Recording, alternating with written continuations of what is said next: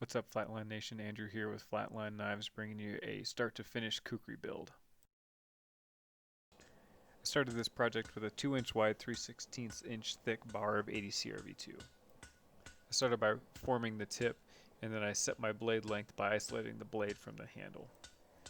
Then I continued to profile the blade, setting in the recurve portion of the blade edge. I didn't do any kind of edge beveling at all in this project. It was more of an exercise in complex profile shaping.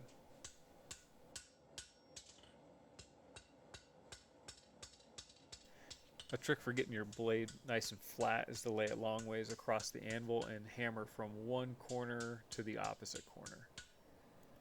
The more you work with 80 CRV2, you learn how tough it is, and it's a lot easier to hot cut this than it is to try to cut it with a bandsaw. Next step is to profile the blade on the grinder, get all those lines nice and crisp.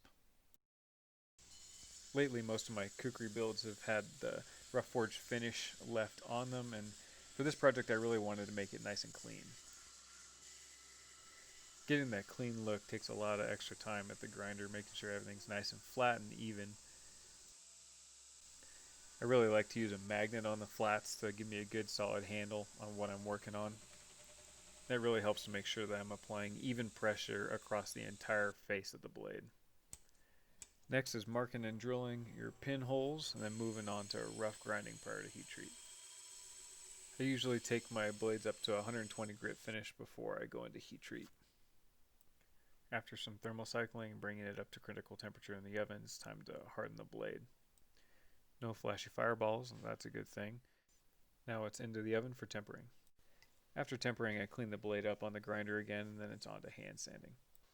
I start at 220 grit, then go to 400 and 600 when I want a nice hand sanded satin finish like this.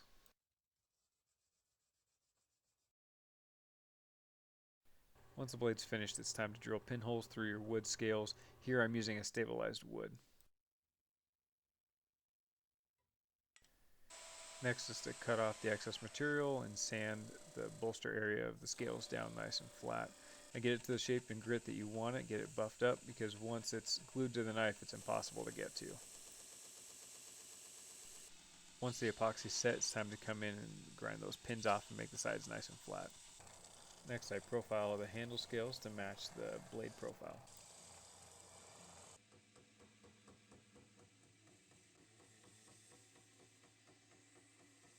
Once the profile's trued up, I take it to the contact wheel and start to add some contouring to the handle. After those contours are set, I'll come in and start setting some facets on the handle. Then I'll soften up those facets on the slack belt and make it all nice and comfortable to hold. Ah yes, back to hand sanding. Here I'll usually start at a 400 and work my way up to about 800 or so. Periodically I'll take it to the buffer without any compound just to clean out some of those scratch lines. Now this probably is my favorite part. A little bit of pink scratchless rouge really makes the depth of the wood pop.